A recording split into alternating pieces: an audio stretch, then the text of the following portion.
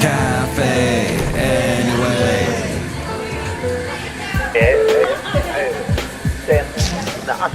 Mike's Daily Podcast. FF episode 1415. I am Mike Matthews, broadcasting from Café Anyway, located somewhere in Podcastro Valley, Mountain. Today, it is Shelley Schuhart, Floyd the Floorman, John Deere the Engineer. We'll get to the segment called Matthews News. A lot of interesting news to get to.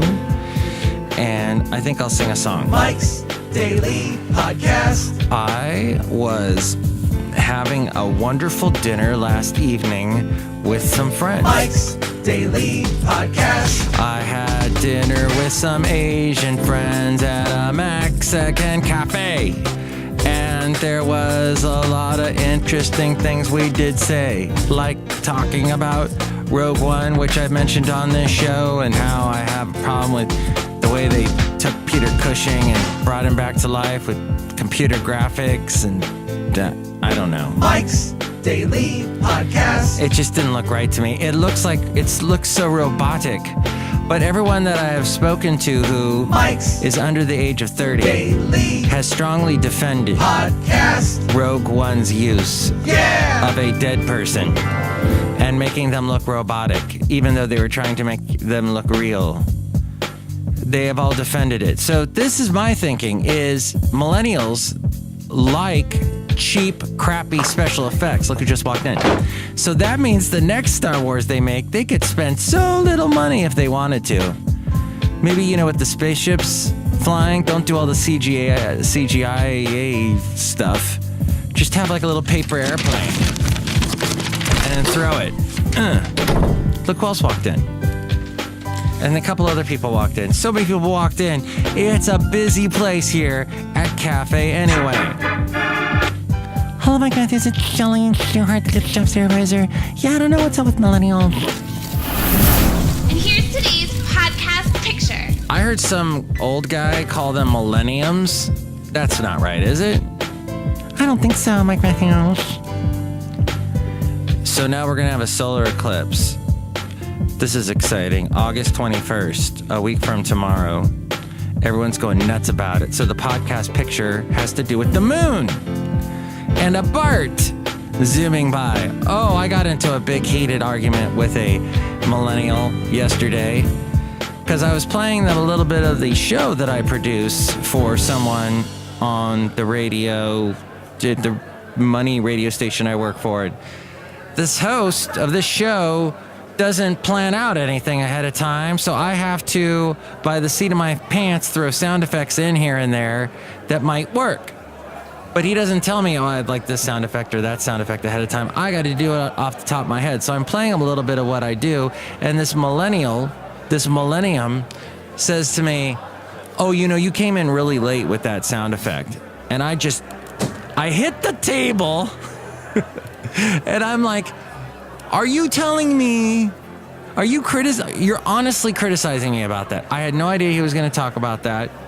I'm trying to get YouTube up. And I'm having this and that, and he's like, no excuses, Mike. Play like a champion. So then I put him in front of the computer and didn't have YouTube up, and I said, okay, now I'm going to talk about Bart. Blah, blah, blah, blah, blah. I need a Bart sound effect, come on. And he's like, oh. And he came up with one. So maybe I have to learn from the student, I think. But this is a BART picture in this picture at mikesdailypodcast.com that you can see. See it now.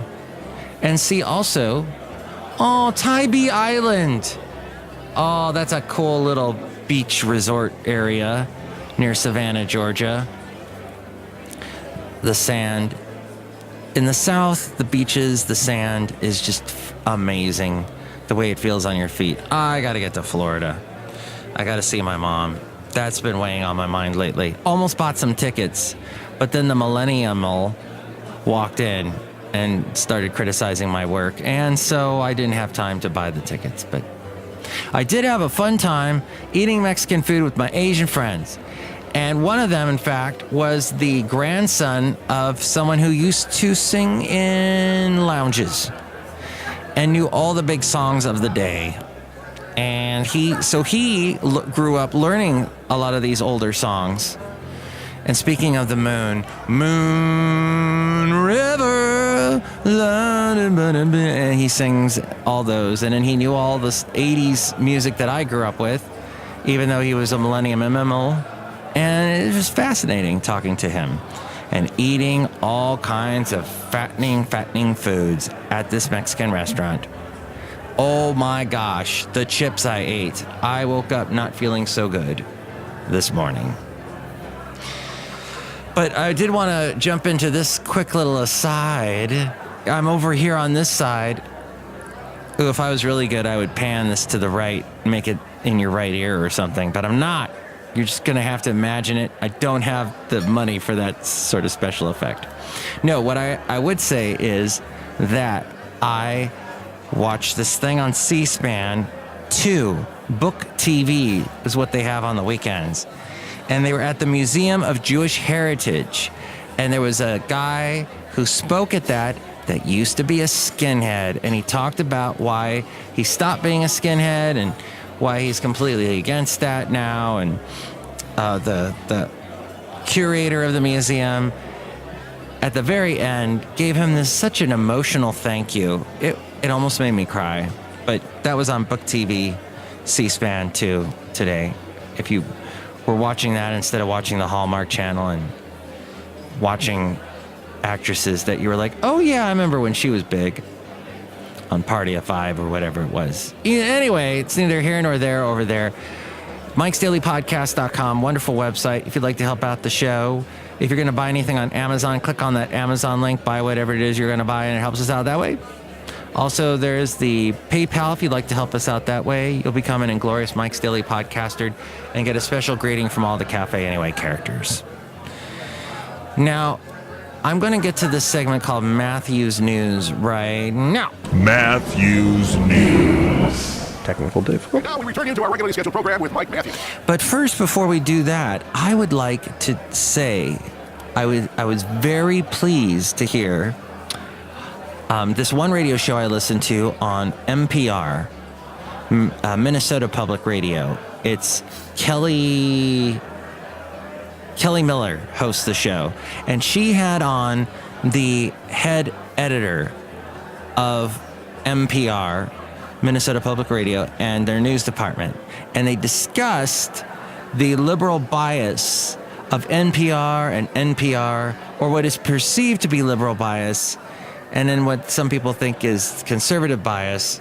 Back and forth, they were discussing this. But they did bring up a fascinating couple websites that talked about fact-checking. In today's world of quote-unquote fake news, what's the real news? Well, it's certainly not that weird Facebook, YouTube video that our president's going to be posting once a week with the blonde that used to be on CNN that I can't think of her name now. But is it Heidi Montag? No, she's someone else. But they did mention a couple of websites, one of them being factcheck.org, which I looked on there, and they had this interesting article about Medicare scare tactics, which this is actually taking aim at the Democrats. TV ads from a Democratic group warns seniors that, quote, right now, your Medicare coverage is in danger, claiming deep automatic cuts could be made by unelected Washington bureaucrats. But those cuts, according to current estimates, actually would not be implemented until 2023, and they would amount to 0.002 percentage points of Medicare growth that year. It's true that more automatic cuts to the growth of spending are expected in the future years, but like many political messages about Medicare, these ads feature scare tactics, and that's something to remember any political message you see, and that's why I hate television. That's why I don't watch regular TV, because of all the commercials, and then around election time, it's nonstop political commercials. And that's, quite frankly, media, who I work for, makes its money from. We make off of that. And it's not, and that's, it's a boon to media. It's why media still exists. But at the same time, it's wrong, and you should stop watching it, and you should watch only non-commercial type programming, like from Netflix or whatever new thing that Disney's going to make, or what HBO, whatever your favorite, you'll be able to pick your favorite entertainment conduit. But as many political messages about Medicare, these ads feature scare tactics, warning of cuts that could restrict access to doctors and deny care, when we don't yet know what any cost cutting would entail. They're from Majority Forward, a 501c4 formed to support Democratic candidates, and it's affiliated with the Senate Majority PAC. So see, Democrats also have big PAC funds and groups, and so that's just one interesting side of it, that that the Democrats need to keep an eye on. But then Donald Trump, of course, speaks many, many, many, many lies, and that's really what the whole attention is being put upon these fact-checking websites. President Donald Trump took a swipe at former President Barack Obama, as he tends to do a lot, that and Hillary Clinton, as Donald Trump renewed his pledge to tackle the opioid epidemic, which claims the lives of tens of thousands of people a year. Trump said the opioid overdose deaths have nearly quadrupled since 1999. But while deaths soared, Trump said overall drug prosecutions declined in recent years, a trend Trump vowed to reverse. However, now that first story we had was from the fact-check website called factcheck.org. This is from PolitiFact, and both these websites I found through that podcast that I was listening to from Minnesota Public Radio. And PolitiFact said that we found that Trump is correct that federal drug prosecutions declined for 2011-2016 under Obama, but he lacks evidence to prove that's the culprit for the opioid overdose crisis. A White House spokesman declined to comment on the record. And then finally, one other fact-check website, Snopes, talked about a 1927 New York Times article. The claim was that Donald Trump's father was arrested following a Ku Klux Klan-related altercation in 1927. The New York Times article from that year named Fred Trump among the individuals arrested after a near riot involving the KKK and New York City policemen at a memorial parade. That part is true, but the article did not document that Fred Trump was a KKK, I don't know how many Ks are involved, member or supporter, or that he was charged with a crime in connection with the KKK event. This all came from a Boing Boing website article from 2015, September 9th, that referenced an archived New York Times piece from 1927, one which reported that President Donald Trump's father, Fred Trump, had been arrested in connection with a KKK event. And that's what I wanted to mention, was fact-checking, and go to those websites. And if you have a question, like I had, I don't know if I can do this on the fly right now. Ooh, I don't see a search thing. I really want to look up this whole Chelsea Clinton, not Bill Clinton's daughter. I'm typing that now, and I know I'm probably not going to get anything out of this if I hit go. No, all I got is Hillary Clinton has her third heart attack. Docs say she won't survive, and they go into that. All right. Well, at any rate, there's ways to fact check. They have a fact checking of Hillary's acceptance of the Democratic nomination. Well, so I find that fascinating and very helpful in our world. And there's probably other fact checking websites that I don't know of at the moment. Hey, Irene Pena just gave me a Facebook comment saying, always so fun to hang out with you on the phone lines, as we did an interview a week ago today. So if you didn't hear that, go back to what was it? What edition of the show was that? Well, I guess it was the August 30th. No, wait, it was that was all the way back in July. No, it was the August 6th one. There we go. August 6th interview I did with Irene Pena. And you can hear her song that she's just released. It is a cover of OK Go, the band OK Go, that is known for all the crazy videos they do where they supposedly film things in real time, odd events. But they had a song, one of the first ones they did that they got notoriety for the song Here It Goes Again, where they're on treadmills. You can hear Irene Pena do a cover of that. She does a great cover of it. And hear it on the interview that we did a week ago. Well, in other news that happened, Trump, in particularly, he reportedly suspects that his chief strategist, Stephen Bannon, is behind some White House leaks about fellow staffers. According to a new report by Axios, sources said that the West Wing staff believe Bannon was behind leaks about National Security Advisor H.R. McMaster, and that Bannon's job could be in danger. According to the report, Trump has been irritated with Bannon following a series of Breitbart reports targeting McMaster.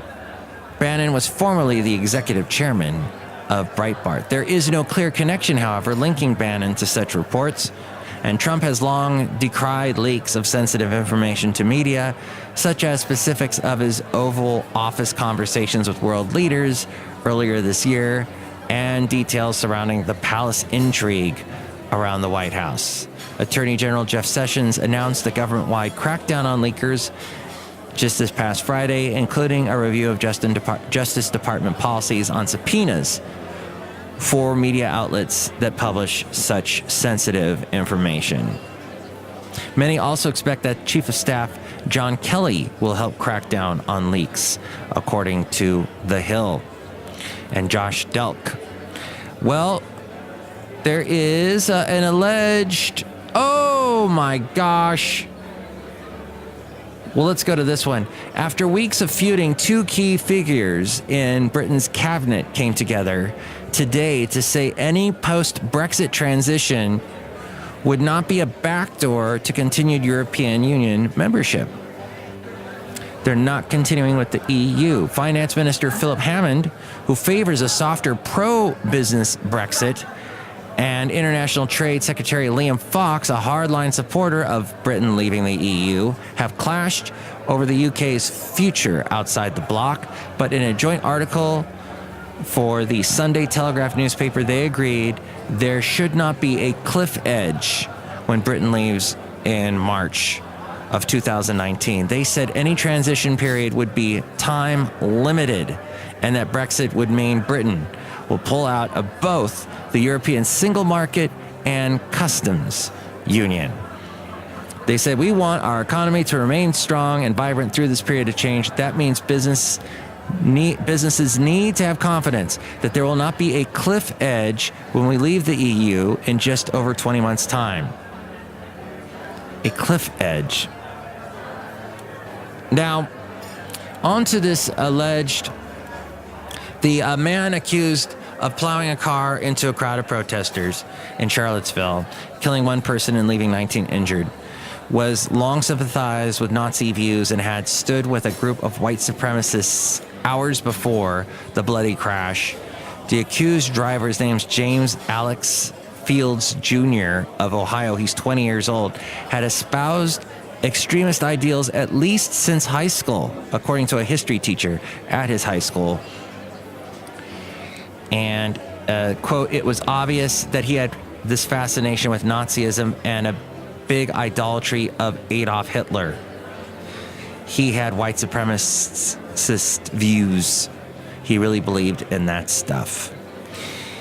And that, once again, reminds me to go. You should go and watch that very interesting speech that the former white supremacist gave at the Museum of Jewish Heritage.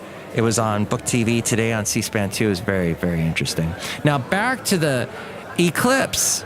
So what time exactly can I see the Great American Total Solar Eclipse? And how's the weather looking for my desired viewing location? There's an app for that. In fact, there's many. There are 30 solar eclipse apps in the Apple iTunes App Store, USA Today found, and more than 70 in the Google Play Store. The radio station I work for on the weekends that I'm actually recording this at, they are in fact also on their website featuring a special thing on their website to tell you more about that going on, that eclipse. I am very anti-hype, and even though I know this is a once-in-a-lifetime type thing, I am just so not into it. Oh, look who else is here. Wait a minute. We didn't get to the other characters that are here. Sorry, guys. Oh, Mike, this is Floyd the Floorman! And this is John Deere, the engineer. Yes, Mike, the eclipse is going to be very fascinating, and you should go and check it out because it's the first you'll be able to view from coast to coast since 1918. And it begins on the coast of Oregon at 10:15 a.m. Pacific time, August 21st. Ah, okay, maybe that is interesting then. Mike, you should go see it. Watch it with the one you love. Because I'm Floyd the Floorman. All right, that's very romantic. Shelley, who are you going to watch it with? My boyfriend, Bob. Oh, that's good. Shelley Schuhart and her boyfriend, Bob.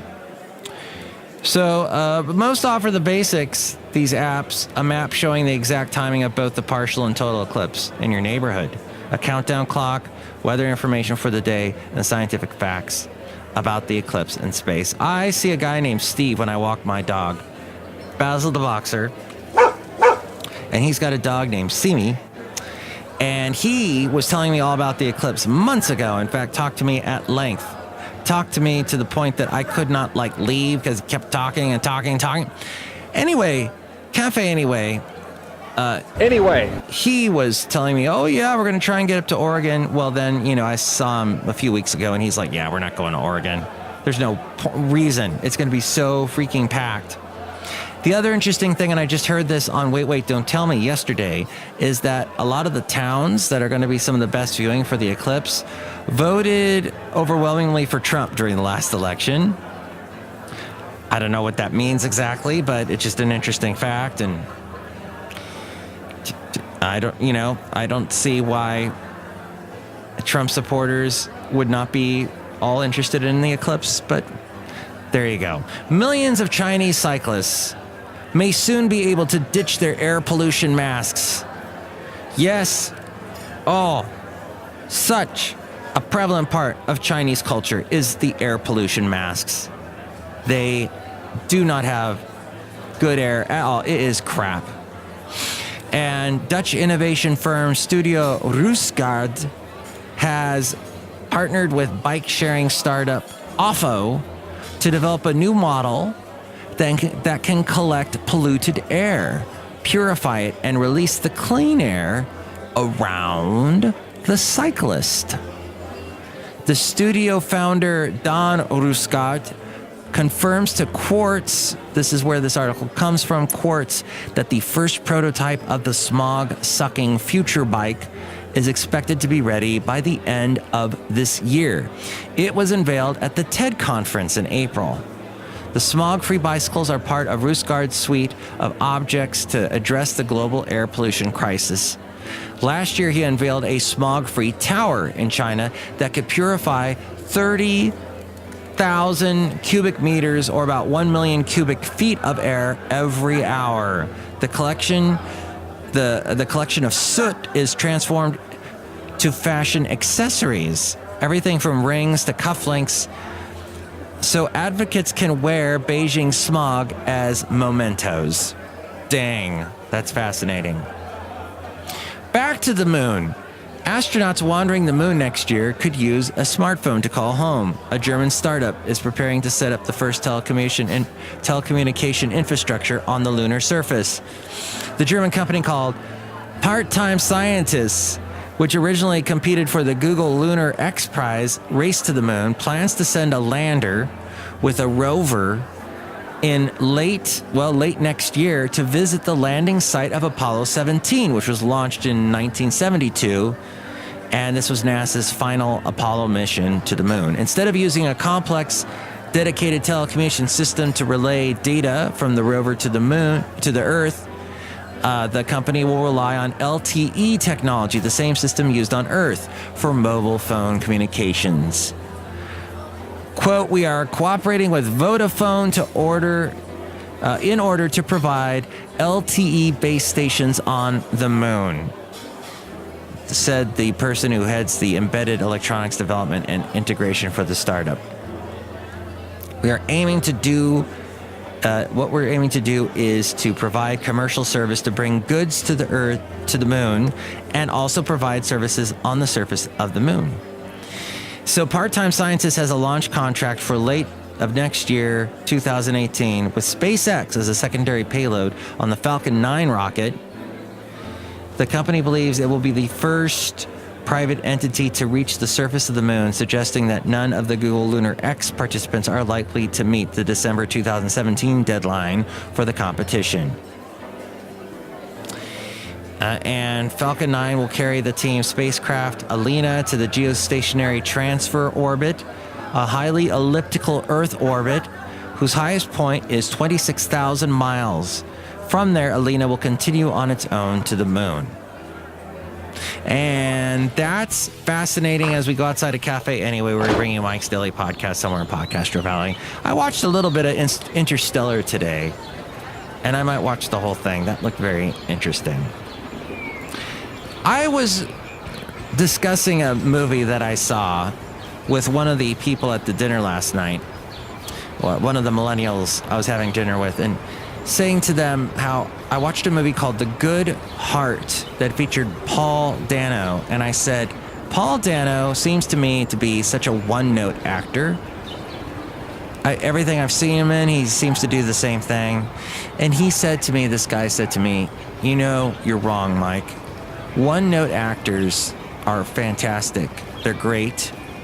And Denzel Washington is one of the best one-note actors of all time. And whenever he gives a speech in a movie, he always points at himself. Whereas Tom Cruise, whenever he gives a speech in a movie, he points away from himself.